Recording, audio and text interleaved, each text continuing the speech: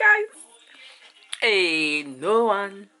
I'm back, guys. How are you doing, my sexy slaves? It's been a while. Yeah, I know. It's been a while. I've had things to do, guys. Like I always say when I have been on a bit of a hiatus, I've had things to do. First of all, let me just start off with my intro. How are you, my sexy slayers? Yes, you are sexy. Not in that objectifiable way. No, no, no, no, no, no, no, no, no. You're sexy because you're smart. You're successful. You're exquisite. You're excellent. You're different. Why you're different is because the X in the sexy that you are is that you're excelling without the E. Yeah, that's what makes you different. And I'm talking to you guys, you slayers. You're slaying in your houses, you're slaying in your businesses, you're slaying in your schools, you're slaying in your GCSEs like my daughter, you're slaying in your college, you're slaying in your universities, you're slaying in your businesses, you're slaying in your conglomerates, and you're slaying in your empires. You know those vision boards that you wrote back in December, January? Yeah, you know those vision boards? You're slaying in those as well, guys. And you're slaying in all those lands that you want to penetrate your gifts and your talents into. Yeah, you're already slaying there, guys. How are you guys doing? I'm going to give you quick nuggets about yourselves when it comes to sexuality. Yeah, that's what I'm going to do. Why am I going to do that? Guys, oh my gosh, listen, I need to give you an update. Sorry, no, this video might be a little bit longer than I planned. I got to give you an update of where I am in my life. I mean, what do you mean? I can't just come here and just be talking and not tell you where I'm going. No, me can't do that. So, guys, I'm happy to tell you I have finished my clinical sexology course that took 2 years to complete. I've finished it. I'm literally half a case study away from completing the whole thing. And that half a case study is 2,000 words. And that 2,000 words is just going to come like when I put what's in my mind into the paper and submit it to go. You know what I'm saying, guys? It's been a journey and I've loved every bit of it. I've loved learning, and now it's about helping and supporting as many people as I humanly can with the information that I've learned. Because what is the point of me learning these things? I mean, I'll share it like that. I know I talk a lot when I'm doing these YouTubes. I know I enjoy what I do. That's why I talk a lot. But I feel like I need to give you little nuggets and have you, toddle off on your way. You know what I'm saying? Today, I'm going to start off with the sexual responses that we have or we feel when we're actually having sex. So the first model that I want to talk about is Masters and Johnson's sexual response model. And they speak about 3 different stages that we go through when we're actually having sex. There are other ways of looking at sexual responses, but this was one of the first ones that was created back in the 1960s. They've done some research on the different stages or the different reactions that people have when they're actually having sex. So they had couples having sex, they had sex workers have sex with people and things of that nature, and obviously they recorded the different things they noted down. So the first one is excitement. And in that stage, your body is starting to get aroused. You're starting to feel the feelings of, wanting to have sex. You could have started to have sex. You could have started kissing. You could be in foreplay. But your body is starting to actually respond to what you're actually seeing, the sexual stimuli of whatever it is. And so with a female, it would be that your clitoris can start to engorge. Your labia can start to engorge with blood. Your juices start to flow, or you start to lubricate a bit more. And there is something called non-concordance, so I just wanted to add that little bit in as well. With non-concordance, it is that sometimes you are aroused, you are feeling good, you are feeling or feeling sexual, however your body's not responding the same way. And when I say your body's not responding the same way in a female context, I'm talking in regards to possibly being lubricated. So you could be so aroused but you're not getting lubricated. With that, there's not a problem. You're not strange. There's nothing wrong with your body. It's just how your body is. And I would always advise that lubrication is the way to go. It doesn't take away from your excitement. It doesn't mean that you're not excited as you should be. It is just what it is. So I would advise to just use lubrication. Okay. The other side of things would be looking at the fact that you aren't aroused enough to receive maybe the penis, maybe a finger and things of that nature. That's a different thing. But if you are aroused enough, however your body's not responding how you feel or want it to, there is always lubrication. So you can use oil-based lubes. I'd always advise to use water-based lube if you're using condoms, oil-based lube if you're not. And yeah, still do what you're doing, girl. It's all good. And that excitement for each and every person is going to be different. For one person, their excitement in regards to how their body feels when they want to have sex is someone smelling beautiful, their partner smelling real good and thinking, God, Wow, that smells gorgeous. I feel horny. it could be that, and that's turned you on. It could be you've got a text, that's turned you on. It could be someone's whispered nonsense in your ear, but to you, it's been sexualized and changed into something else in your body. It could be that. It could be someone just saying, You know what? I really feel for you. How do you feel about me? And then those juices start rolling in your body that way. It could be the fact that your partner's tidied up. That could be they've responded to your love language. Because there's something called sexy brain, sexy body. So some people with sexy brain, they need to have things in order, should I say, when it comes to having sex. They need to, you know, they need to have done the laundry. They need to have done their work. They need to have completed, you know, their plans for the day in order to feel relaxed enough to actually want to have sex. For a sexy body person, they can just look at somebody and be like, wow. My juices are flowing. I want you right now. It could be so many different things. So that's the first stage of the sexual Masters and Johnson sexual response model. So let me get to the plateau stage now. In the plateau stage, it's just all going on. So it's either your whatever type of sexual activity you're doing. I mean, you guys are there. You guys are there. It could be foreplay. It could be penetrative sex. It could be anal sex. It could be any type of sex that you enjoy. And your body has engorged in all the places that it engorges. Like I said, with the penis, how erection happens is that the brain has to tell the penis that the body is aroused, and therefore it needs to borrow blood from different parts of the systems of a man. So that will be your hormonal system, through your heart, just all these systems in your body. And then the blood goes down.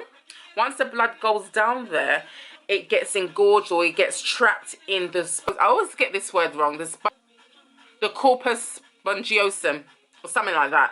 It engorges all the blood gets trapped in there, and then it just locks in, and that's what creates the erection. The science behind, you know, sexual anatomy is that we are the same when we're in our mother's bodies up until maybe the 8th week, and that's when we split off to either be male or female, everything in between basically.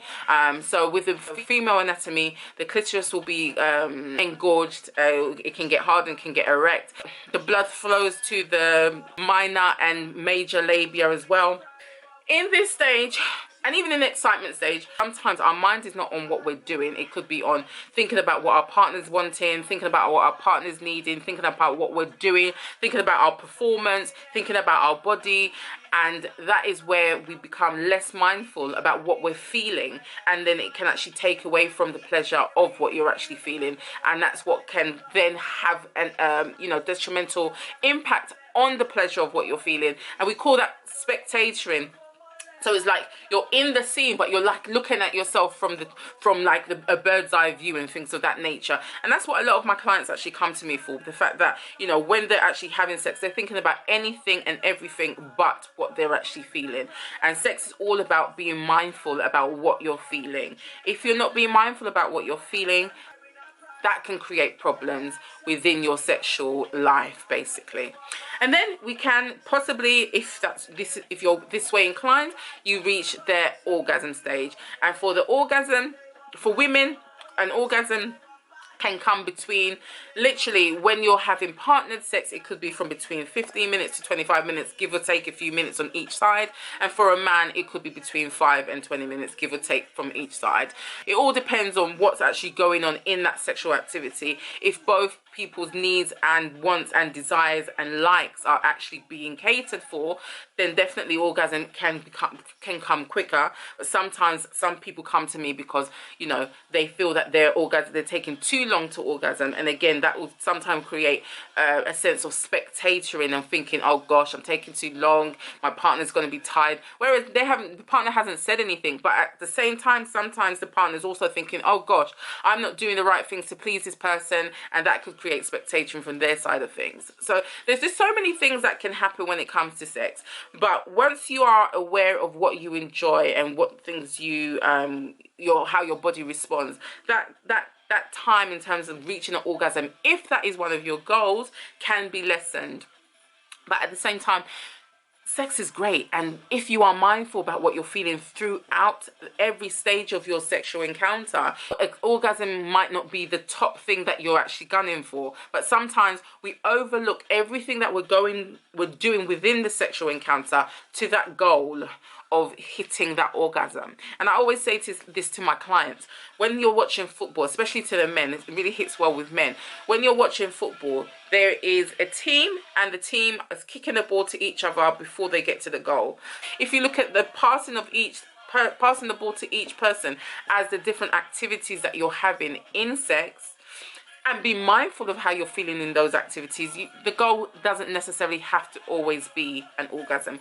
But we have been conditioned to believe that, you know, reaching an orgasm is the end all or be all of every sexual activity, and it really isn't. And we've also been conditioned to believe that penetrative vaginal sex is the main end all or be all of sexual activities. And again, no, it's not. Again, I like to use the analogy of an apple as a sex.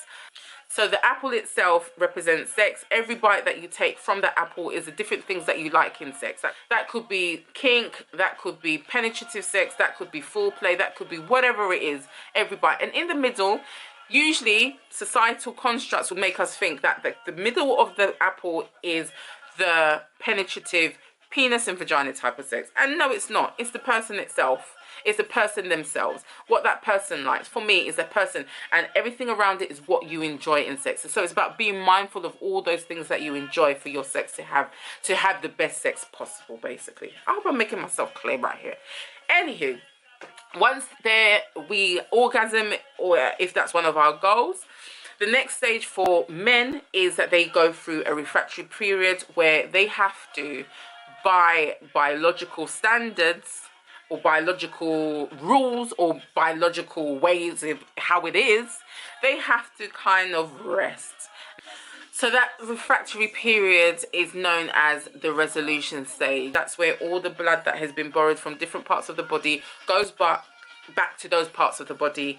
So yeah, that is where, like I said, a man might take up to between 30 minutes to even 2 days to actually be able to get an erection again. Sometimes it's about just resting, you know, recuperating and getting right back at it.